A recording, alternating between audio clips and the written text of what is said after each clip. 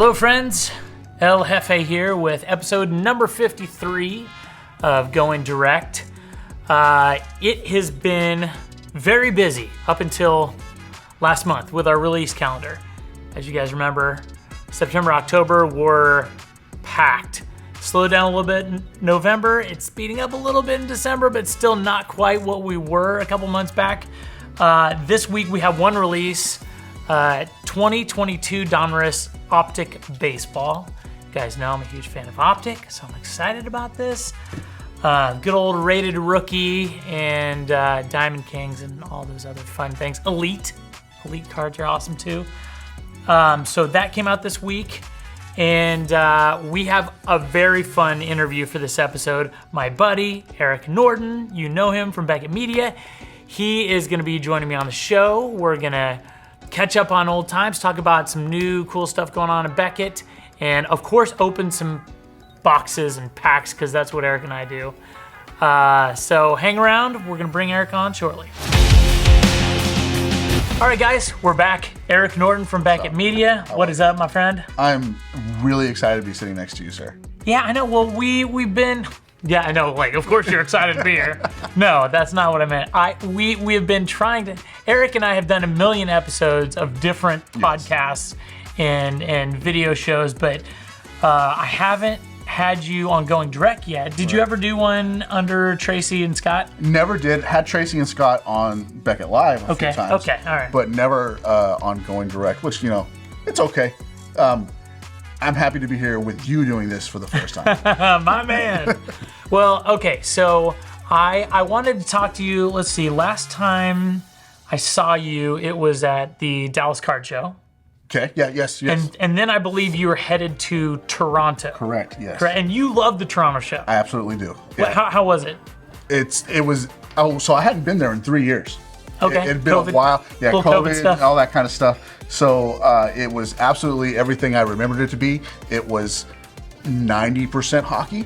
And but the cool thing is there's a lot of basketball up there right now. Okay. So that was starting to infiltrate its way in. And then there's a lot of non-sport stuff too. The show itself was just great to see everybody again. I have a lot of, I'll call them family now because I've been up there for so many times. I got a lot of family up there that I hadn't seen in so long. So getting, hugs and daps and stuff like that was always fun. And then I got to, just ingrain myself back into the show circuit, which I hadn't been in a while. So it was fun. A lot Very of fun. cool. So, did I see you were you like hosting the main stage or just doing content from there, or how I was one of the hosts for the main stage. Okay, good. Absolutely, I had a lot of fun. I got to sit down with Kurt McLean, old Vancouver Canucks goalie. I got to sit down with Mike Modano as well. So nice, very cool. As a Dallas Texan, a Dallas Stars fan, sitting down with the greatest Dallas Star ever was not a bad thing. Yeah, is Modano cool? Modano looks like a tall Tom Cruise. He's tall. I would have never guessed he's a tall guy for some reason. Yeah, but he's really great. And the thing is, I didn't ask him. I avoided the question. But we talked about Brett Hull's foot being in the crease a little bit. Did he indulge this? He absolutely did, man. Oh, yes. It was a question from the crowd, and he took it, and he answered it. And he answered it pretty bluntly, too. So I was really excited about that. I still need to post that interview. I haven't done that yet. Kind of waiting towards the end of the year when I'm a little bit bored and you got nothing else to do. But I'm going to post it. But, yeah, definitely check it out when it airs. Mike Modano was a great interview. So okay, you guys have a lot of new stuff going on at Beckett. Yeah. Your like position or title or both changed? Yeah, all that changed. So what all is going on now? So I've been there for 8 years. And I've had the title of coin analyst, hockey analyst, social media analyst, Beckett Marketplace manager. I don't know what to call it, but now I'm the community manager. So that's a cool title. That is a cool title. It just means I monitor social media and I help navigate the messages that we're putting out. Okay. And customer expectations or user expectations. It's something that was desperately needed. I'm happy and really pleased to be in the role because I don't want to call myself a hobby genius. I'm not, but I know a lot about the hobby. You've been around for a while. I've been around for a while, so I'm happy to be able to help navigate what the messaging that we're trying to put out and make sure that it's effectively hitting our customer base, which is a lot of fun. And then just getting to see cool cards every day too. It's not that's not a bad thing, right? Yeah, no, definitely not a bad thing. Well, I mean, community manager, is that what? Yeah. I can't think of somebody better to be like the kind of hobby face for a group like that and kind of liaison there, because you are a man of the hobby, and you're one of those characters that I see in every hobby, event, and you've been around. You have a good reputation. People know you, so that's smart of Beckett to put you in that position. I think so. And thank you for those kind words. So I know you probably can't say that, but yes, I'll say that. But you know what? There's a lot that goes into that too. Our marketing team, our new marketing team, they're really, really smart about what they're doing. They're not as strong as they're still learning some of the hobby aspects. Sure. So it was a perfect marriage to have me join that team and be able to help them with their messaging. I will say this: again, the marketing team is really smart. I think since they've come on, and all of those guys, it's been more active, and I really enjoy that. So yeah. I love to see them just jump right in and be involved with the hobby, learning it, and then as they've learned it, they've been around for about 7 months now. As they've been learning it, they've actually suggested things that maybe we haven't thought of in the past. So that's an excellent indicator of what they're learning, and I love it. Okay, absolutely love it. Something I think the hobby has gotten better about this over the past few years, but I think for the longest time, the big hobby companies were very risk adverse, and I don't mean taking some unnecessary risk, but just going out there and trying a lot of new things. And I really respect that. It sounds like you guys are going out and trying, like you mentioned, things that have never been tried before, at least within that company, and just trying to diversify and come up with some cool stuff. So you guys are in new offices now. Yeah. How are the new offices? Oh, they're great because they're larger. Oh, really? Yeah, we have. I might be wrong, but I think it's like 250,000 square feet or something like that. It's a massive, like the offices and that's office and warehouse put together. Okay. But there was a point in time during the pandemic that we couldn't move in our old building. Like there was nowhere to do anything. It seemed pretty big to me. It was tight, man. So we got over to our new offices in Plano, and you immediately felt just the ability to breathe. Okay, good. So that's helpful. Yeah, absolutely. My one complaint is I don't like how bright the lights are. Really? Yeah, they're very bright. So other than that, it's fine. Can we get Eric Norton a dimmer switch? Yeah, dimmer switch or something. Maybe just a red light bulb or something. I asked the office manager if I could. Shout out to Kez, if I could have like a dimmer or like a shade or something over my area. Dude, you're just gonna have to wear sunglasses until they figure this out. Apparently, yes. I'm just gonna be a bad 80s song. Or a great 80s song. I mean, the line is blurred between those two. Okay, so new office, 250,000 square feet. That is huge. Even if that includes your warehouse, like that. Would you say you got a solid 100,000 of that 250,000 for yourself? I think that, for me personally, it's all mine. I can say, corner office? No, that number is about right. I might be a little off, but yeah, it's our operations area is much larger, and that helps the flow, the process, the procedures. Yeah. It helps everything where we were not all cramped, and there's actual, like I said, room to move. And being able to function there and help, it actually helps our customers on the back end. Yeah, I'm sure. Things are happening quicker. Well, and you have room to organize like appropriately per the different workflows. And right. That's something I wish I could do a little bit better in my personal office because it's kind of a mess, but we're still working on that. You got to kick Scott out of there. Get him in his own office. Dude, Scott would 100% throw me out of there before he gets kicked out anywhere. So I don't even want to start that conversation. Okay, so new office, you guys have a vault now. Yeah. And I know the vault is brand new, but can you give us like just high level kind of on the vault? Yeah, high level, it's amazing. It's beautiful. The way that I want to squash something right now. Okay. I heard this on social media. It is not true. There is not a leak in our vault. everybody that's looking at me right now, there's not a leak in our vault. Wait. Leak like water leak or leak like cards are leaving us? Like a water leak. Somebody put this out on social media. I saw it on a forum. Like, no, this is not true. And so that's not a thing that's happening. So please don't take that into consideration if you're no leak. No in this leak. Vault. Yeah. So if you're thinking about partnering with us and getting your items in our vault, please do so. There's no leak. You can know that they're safe and secure. You can see some of the competition, like maybe putting this out through a burner account and catches fire. Yeah, I can see that. It's like Kevin Durant out there with just like 90 burner accounts and just putting out false information. But seriously, we have cards, comics, video games, even movies, VHS movies in there. No kidding? Anything good that you can rent? No, we don't do that. All right, fine. Did you know that video game slabbing is a thing?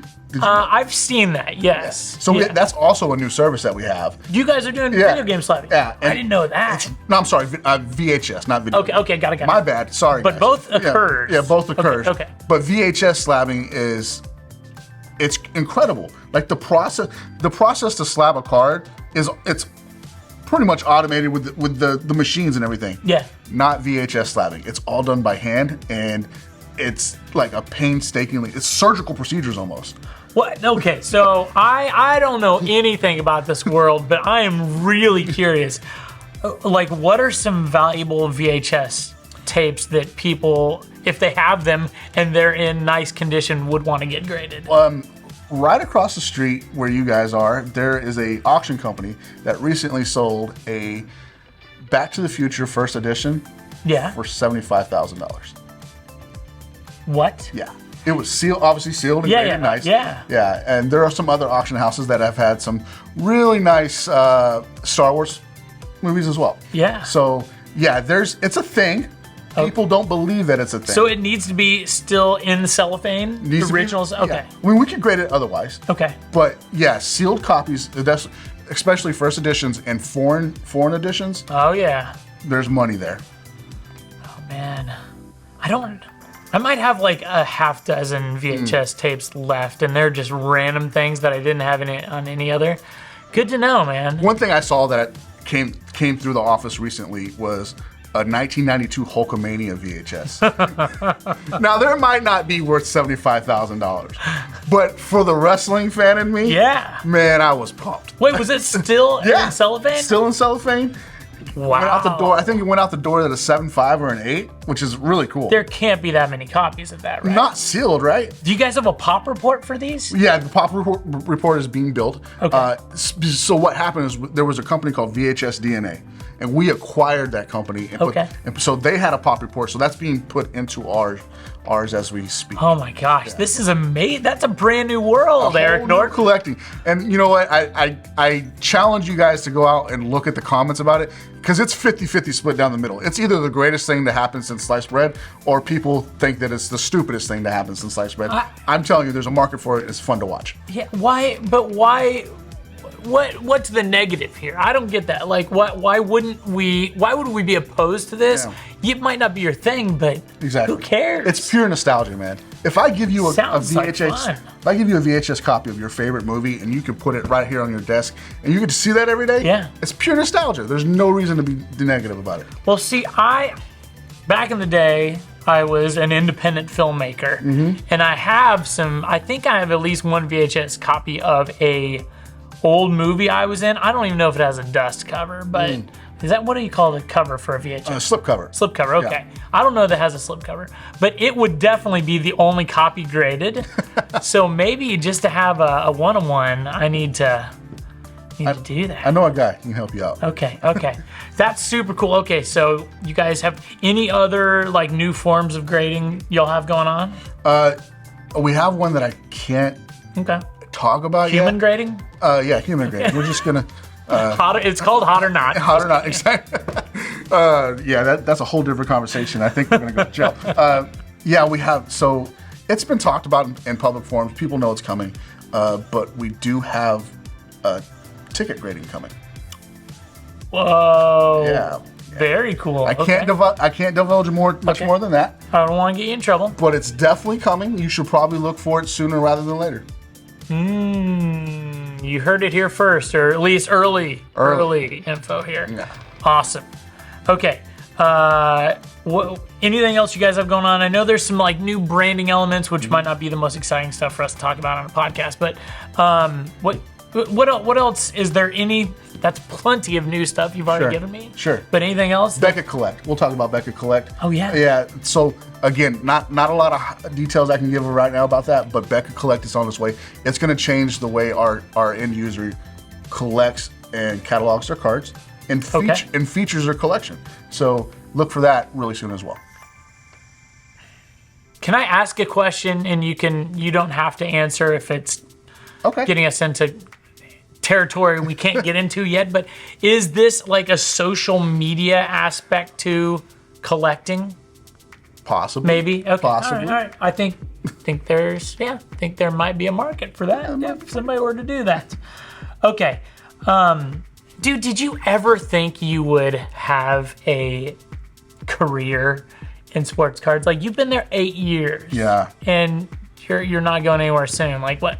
Man, I don't know how to say this, but the answer is no. Really, I didn't know that sports cards career were an option. No, I didn't either. You know? I didn't either. So when we were walking in here today, my son was like, are you? Which is, it's not true. He was like, are you the Michael Jordan or the Magic Johnson of sports cards? I'm like, no, I'm not that. But like, he's like, but you're famous, right? I'm like, I wouldn't call me famous either. People know who I am. In our world, you're famous. I'll give you that. Okay, if you want to go that way, that's fine. But like, it took a lot of work to get there too, right? So, it started back in the day with Beckett Radio, and then the Fat Packs, and then Beckett Live, and then just being at shows and meeting collectors and giving fist bumps and dabs and all that. So I wouldn't call myself famous, but I would say that, like you said, people know me, and I think that's a really cool thing. I never knew that was a possibility. I didn't know that being known in sports cards was a career option. And I'm very blessed to be able to do it. It's very, very blessed. Yeah. Well, you have made a wonderful career out of this hobby of ours, which, to your point, like, I honestly wasn't naive enough to think that this hobby ran itself, but it was hard to imagine that somebody would have a job that's like, I get to market new releases, or I get to talk about like what's hot in the card market, and I get to make a TV show or a radio show about sports cards. Like, that's pretty amazing that like you've had a job for nearly a decade doing that sort of stuff, and that's really cool. I have to give Eric a shout out because early on when I started Pack Geek, when I rebooted it after the original crummy version of Pack Geek, Eric was one of the first like legit people in the hobby to reach out and have me on his show so I could talk about this little video series that I was doing, and you were so cool, and then you ended up bringing me to my first national. Yeah. And we did a couple nationals, interviewed Gary Vee, did all sorts of fun stuff. And like, I don't know where I would be if I would necessarily be at Panini today or have like done any of the stuff that I've been able to do in the hobby if it weren't for Eric. So thank you for that. Thank you, sir. You've always been he's one of those guys that supports other people when they're doing well versus looking for a reason to dislike them because something is going well for them, and I think it's great that we have people like yourself, because there are a lot of people in the hobby that don't necessarily celebrate anyone else's success. Yeah, we don't get anywhere if we're just tearing each other down. So for sure. If I got where I was at that point in time in my career from people turning around and picking me up, So if I could do the same for you or the next guy, it's my responsibility to do that. So I mean, this hobby's not mine. It's not yours. It's not Panini's. It's not Beckett's. It's not PSA's or anybody else's. Right. This is all of our hobby. So Agreed. We all have a responsibility to it. Can we talk about that Gary Vee interview real for a minute? Yeah, I would love to. I have never, as a fat guy, I have never walked that much in my life to try to track down somebody for 5 minutes. Oh my gosh, I remember that. I will tell you, the look of pure adoration and joy on your face when we finally got 5 minutes, folks. That's what we got. Yeah. We finally got those 5 minutes. I was happier for you in that moment than I was for me or Becca or anybody else, because I know what that meant to you. Yeah. And going into it, we had discussed that. You were like, I just want to interview Gary Vee. Like, that would be cool for my career. That'd be cool for a personal thing. And I being able to make that happen for both of us. Man. You made that happen. Without you being you and you being at Beckett and having the Beckett brand behind you, co-signing you in this interview we're seeking. So this is 2019. So this is the point where I actually ran into Gary at the first national I went to with Eric in 2018. Yeah. And he was walking around unrecognized because he was not big in the hobby at that point. Now, after that national, I think Gary started going a lot more public. I think he saw the momentum that the hobby had in 2018. Right.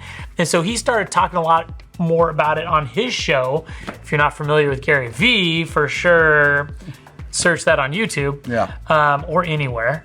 And so in that year time, his brand became huge in the hobby, and he became like an influencer face in the hobby because he had a giant following, and he was out talking about sports cards and it being a really cool thing, especially for people who are looking for like alternative investments. So, Eric somehow tracked down an interview with this guy, because I cannot overestimate this or oversell this.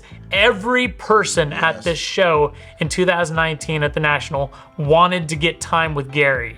They had a booth with a line of people just going by who were gonna buy cards at his booth just so they could talk to Gary. Right. And it was nuts. And so he obviously had a lot of people asking for things. He was trying to legitimately like be a dealer at this show and have fun just to relive, childhood memories. And so Eric probably made a dozen trips over there to talk to Gary's peeps, probably Gary, and to figure out like when we could get 5 minutes of time with this dude. So that was, and if you remember correctly, it was on Sunday. And like, was it the last day of the show? It was the last day of the show. Oh my gosh. And we absolutely had probably the best 5 minutes of that whole show. And we had great interviews that show. Yeah. But that 5 minutes, again, just the pure joy on your face I was stoked. Awesome. Again, Gary was swamped. Just everything you just said was correct. He was swamped. He didn't have to do it, but he made time for us. And that was really cool. Yeah, it was very cool. Shout out Gary Vee, who I think we will see back more. He's still interested in cards. He's got a lot going on, but I can see Gary getting back, being real vocal again about the hobby. Absolutely. I can see that coming up. So, dude, we bonded over opening cards together, so I thought, well, we have to open some cards. Absolutely. Speaking of Absolute, I have Absolute Football here for us, and then these, which just released this week. Ladies and gents, you got to check these out. These are 2022 Prism UFC Pink Ice packs. There's 3 cards in each pack. They're for sale for $25 a pack on our site. Don't do the math there, but there are opportunities to hit some cool cards in these. So we'll open a few of these. I'm hoping to get a Paddy Pimblett. He's fighting this weekend. Yeah. Who do you like in the UFC these days? Are you following anybody? I am. I just like really anybody really, because I like how gritty it is. Paddy Pimblett is obviously on top of the world right now. Yeah, no, I don't expect you to be not everybody has to be Paddy the Batty. Right. But like, I remember the first time we opened UFC together. It was a different product, but we pulled a Spider, a Spider autograph. Yes, I was stoked about that. But like, so a red auto too, right? Of a certain company from 2009. So like, just UFC in general is just so fun to watch. It's very violent, and I'm not a violent person. No, but you'll choke somebody out. Watching somebody else choke somebody out, I guess that's pretty cool. I don't know, but so like I love the legends. We're talking Spider, Connor, Liddell, all those guys. I think this newish these UFC fighters, they're really fun to watch. But Paddy's on top of the world, and you can't bash him. he's got that it factor where he's interesting. He's got this silly Lloyd Christmas haircut. Do you know he sells his wig on his site? Does he? Like a wig of his haircut. Oh wow! On his site, yeah, because a couple of our guys from product development like ordered them for this fight. Yeah, it's amazing. But I'm like, little things like that, he's doing it right. He's got a podcast. I see like he's developing a brand, which is a very Conor McGregor thing to do, and I don't want to say he's the next Conor McGregor, but he's got a cool accent. He's got memorable hair, and he's undefeated in the UFC right now. Knock on wood. Hopefully, he wins again this weekend. But he's fun. But I love those characters and fighters like that who are multi-dimensional. They go out there and they can perform, but also they're entertaining on social. They're fun in interviews. You know, they've got more of a presence out. So I hesitated to say the name just because. You want to open these first? Yeah, let's do that. Let's do it. I hesitated to say the name, but Derek Lewis is my dude. Maybe the best Instagram. Yeah, I'm telling you what, he is amazing. Y'all don't disrespect Popeye Chicken around Derek Lewis. That'll get you beat up. He's pretty controversial, so I wanted to shy away from him a little bit. Yeah. But Derek Lewis is the dude. Not all of his Instagram posts are clean and family friendly. Not, yeah, but I will exactly. say this: I wouldn't have known about Derek Lewis, his social presence, except for he won a fight, talked to Joe Rogan in the octagon after the fight, and Joe Rogan mentioned, I think it was in the octagon, it may have been on his podcast, but either way, Joe Rogan mentioned his Instagram being like one of his favorite Instagrams, and it did not disappoint. It does not disappoint. Like it is off the hook though, so be careful who you let see it.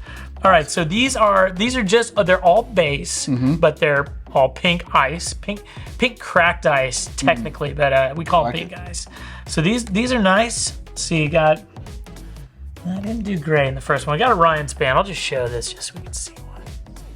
So how do you guys at Panini? If it's a product development question, I'm going to give you a guess. I just like, how do you designate a rookie? Oh, that is a great question. Loma look Bonamy? I wish I knew exactly what goes into that. If I told you, it would again be a guess, and I don't want to misrepresent our brand team. There's a legend. Daniel, hey, you got a nice pack, man. I did not hit. All right, Calvin Cater is. I just want to show the pink ice here. Sorry, I almost called it green ice because we just had a soccer that was green ice and I had green ice. Wait a minute, there's a dude named Johnny Walker in the UFC. That sounds perfect. Top shelf, man. Josh Emmett and Glover Teixeira. Ooh, come on, Patty. One more. Ooh, here we go. Wonderboy Thompson just won. I think it was last weekend, but he beat my guy Kevin Holland, who is a local. And they had a brawl. If you saw that fight, those dudes beat the snot out of each other. All right, I'm going to end on a Jalen Turner rookie. All right, let's do it. Jalen Turner's a stud, man. He really is. He's got a little something under the hood. I like it. Dig it. Awesome. I think that's wait, did you get Arnold Allen? I did, Yeah, Arnold Allen, another dude who is a stud, and he's a card collector. So shout out Arnold Allen. I like that guy. He's a tough dude, and he likes sports cards. It's a good combo. All right, man. Let's get into some absolute football here. I'll open this up for you, too. You know what I used to love about Absolute? And maybe you can tell me if it's still in here. Maybe it's probably product development. But the pigskin football cards, the hog, what was it called? Hog Wild or hog skin? I know exactly what you're talking about. I can't remember. I haven't seen any in this year. Okay. So I don't know if we're still doing it, but now is the time to pull it. If you Absolutely. we need more exactos here. Is the Russell Wilson on a? Is that a joke or? Hey. Wait, hey, we still respect Tracy Hackler around here. He's a. He's as big as Broncos fan as you get. And DJ, who's next door, is also a Broncos fan. So. Oh, yes, DJ is a Broncos. Yes, he is. Man, you are, by the way, good luck. Hey, good luck. you're obviously a influential person in the hobby. I would consider you a hobby influencer. I know there is some baggage with that term. Okay, all right. I mean that in the best possible way. Who are you influenced by? You can do within the hobby or just in general. Okay. First, though, since we were talking about Russell Wilson. Holy smokes, dude! Dude. Very nice. Started this off right. And then Happy I gave you that box. I don't know that I've never pulled one of these, but Treylon Burks, Kaboom. A rookie Kaboom. Very Gosh, man. That's my favorite thing about Absolute right now is that they have Kabooms and you pulled one. This is why you bring Eric Norton on your show. I'm going to go off on a little tangent. I don't feel comfortable calling this a podcast always. We have a podcast element that's audio only. Yeah. But podcasts should be only audio, right? Not, we're filming this. So this is an argument that we got that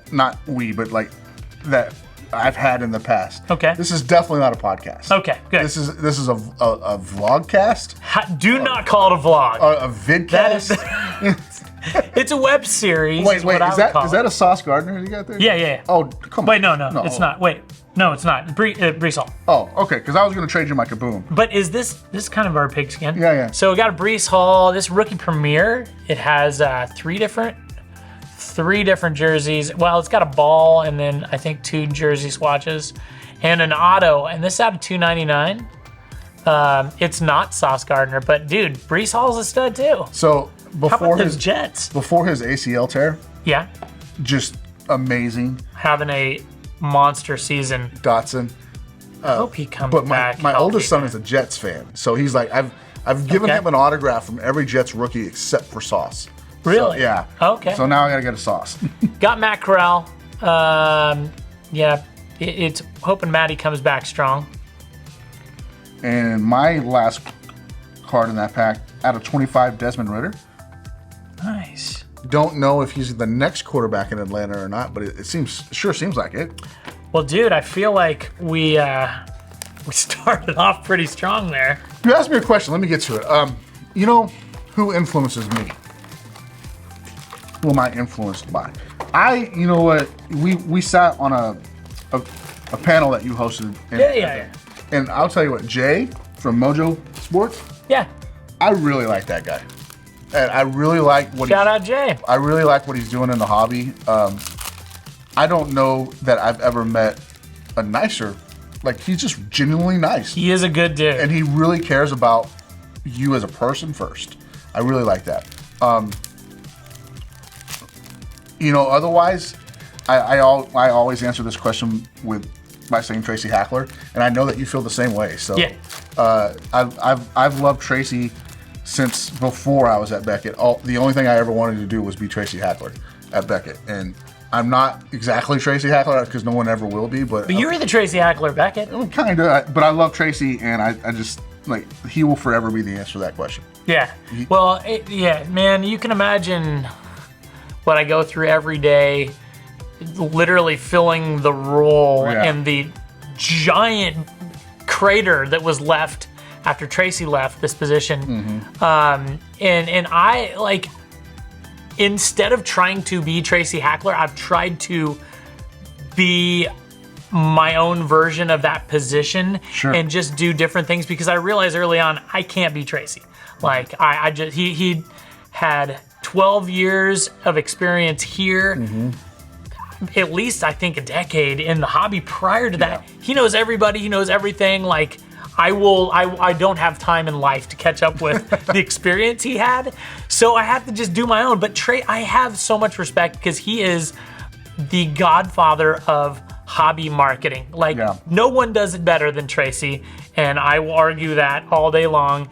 He is, and just a lot of it has to do with him just being a clever dude and a very likable guy, but he also knows the hobby as well as anybody. He absolutely does. So, man, he's been around the block. Dude, you're getting lots of cool cards here. So this is like the Eagles pack here. This is Devonta Smith out of 25. Okay. Ooh, that's cool. That's a cool insert. Nice patch. Man. And then we're going to stay right there in Philly. They're 10-1 right now or 11-1. something like that. Yeah. Depends on when this airs. Yeah. I think it is 11-1. Dallas Goedert out of 75. Boom. You're not a Philly fan. No. No. But I'm not Cowboys, so I don't have to hate them. Okay. All right. Got Herman Moore auto here out of 75. Herman Moore? Yes, sir. That is a name I've not heard in a decade. Jeez. Herman Moore. That is okay. What a great name. We have another team tandem. This is a New England Pure Strong and Tyquan Thornton. This is just dual jersey swatches. And then Jameson Winston at a 75. That is our orange parallel, I believe. Herman Moore. Kind of a bronze orange. Herman. Okay, last box. Why are wide receivers so underrated in the hobby? Like, I mean, running backs too. Like, I feel like every position outside of quarterback is a steal compared to quarterback prices. So I don't know, man. It's weird because I think they're collected, but I had this conversation the other day, and I think I mentioned on the podcast before, or whatever we're calling this now, web series podcast. But you know what? When I first started collecting football cards back in the 80s, there were some defensive people that were very sought after, like Ronnie Lott, Lawrence Taylor, Derek Thomas even, because I was a Chiefs fan. These guys were highly collected. Yeah. And outside of like Brian Urlacher, I can't think of many people since then on the defensive side of the ball that have had a huge like hobby influence. I think Sean Taylor you can add to that list, but unfortunately that's due to his death. Yeah. You know? Micah Parsons is one of those guys though that you have to really think about. I mean, Agreed. He's not there yet. I don't think obviously card value wise he's not there yet, but he absolutely could be. I mean Micah Parsons impacts every game that he's in. Obviously, we've seen that, right? Yeah. So I just wish that the hobby would value those positions a little bit more. Agreed. All the respect to Micah Parsons. The other day, I was doing some work in my house. Had I think it was Sports Center, some news on at the time, sports news, and they mentioned the Cowboys and they said Micah Parsons and the Dallas Cowboys. And it's typically, Dak Prescott and the Dallas Cowboys, or Ezekiel Elliott and the Dallas Cowboys, or typically your quarterback. Sure. I was like, dude, Micah Parsons has gotten to the level where he is now like a title player with the franchise. So think about that from the perspective of the 90s Cowboys. Yeah. All those amazing defensive, Ken Norton, Charles Haley, all those guys, James Washington. Yeah. You never heard that in the 90s. It was always Troy Aikman and the Dallas Cowboys, Michael Irvin and the Dallas Cowboys, Emmitt Smith and the Dallas Cowboys. Those defensive giants that were on those teams, they never, the media never even really acknowledged it like that, So to be in this market and to have that team preceded by a linebacker before the announcement, that's really cool. Wild. Yeah. Wild. But I was like, hey, that's pretty cool. It may have been because I think it was a week that Dak was out, but yeah, I was impressed. I was like, that speaks volumes, the fact that I just heard that. All right. See Parsons right here. Dude, that's not we willed that into we willed that into being. Scary Terry. Ooh, this is 4 swatch. So we got what? Football. What is that a glove maybe? That's a glove and a shoe. Glove, shoe. That's pretty cool. And a jersey swatch. I like that. Tools of the trade. Numbered out of 99. Nakobe Dean out of 75. Never heard of Nakobe Dean, but you do your thing, Philly boy. There we go. More, dude. We got a Philly hot box there.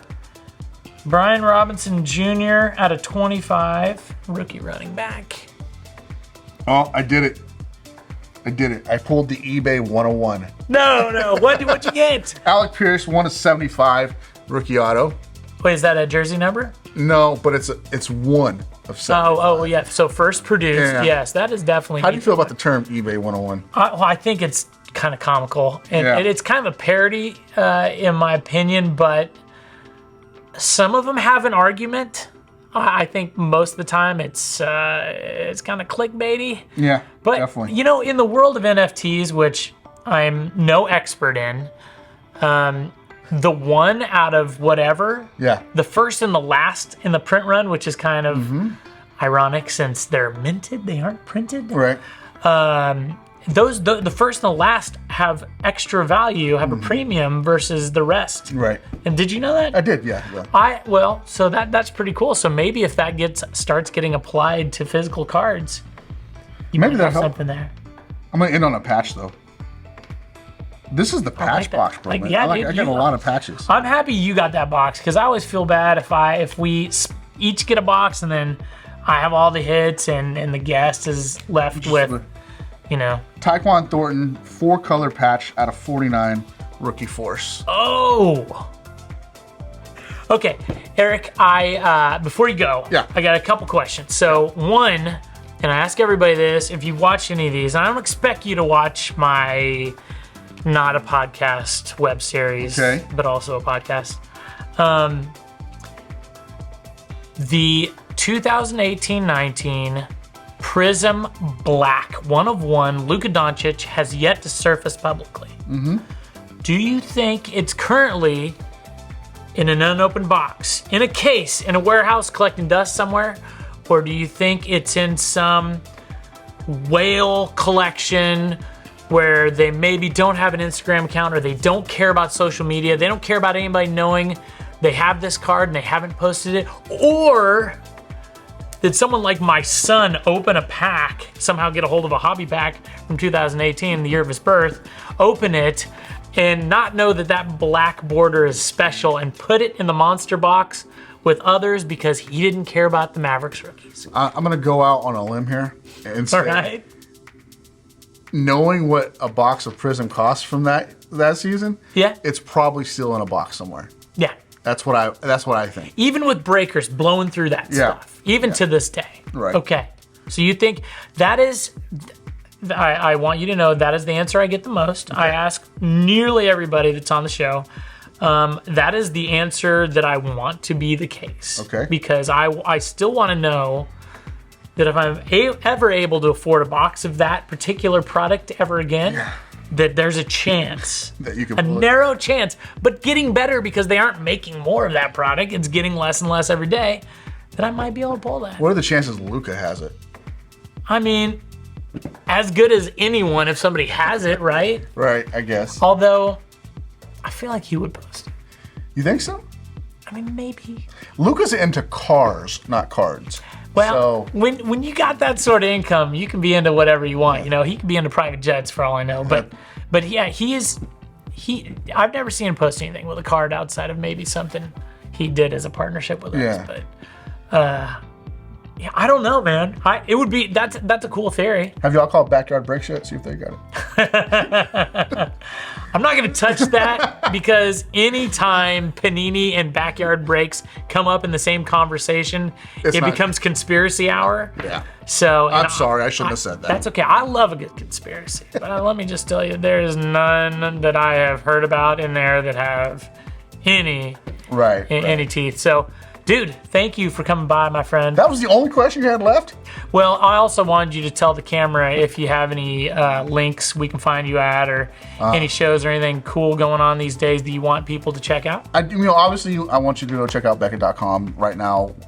When is this going to air? Can I ask you that? This will air. So we're taping on Wednesday. This will air Friday. Okay, I need everybody to go to Becca.com right now. We are running a special that we've never ran before. Wait, hold on. Don't tell me first. Okay, I'll tell you. Okay, I'll listen. The way this works is I'm going to get in my DeLorean, go back to Wednesday, and get these deals before you. Just kidding. $50 premium grading. That's a 2 to 5 day return between now and the first of the year. So Whoa. that's a 2 to 5 day return, $50, no value cap. You submit all you want. $50. $50. And it's usually like $200. Is that what? Yeah, it's a $200 service. Because I may have done a couple of those, and boy, if you don't get a good grade, those hurt. But usually it's a card that stands alone. So That's a heck of a special. So go check that out. It's going from now until the end of the year. Yeah, so it ends on January 1st. So you have plenty of time to go and get that submitted. As long as you're postmarked by January 1st, you're going to be okay.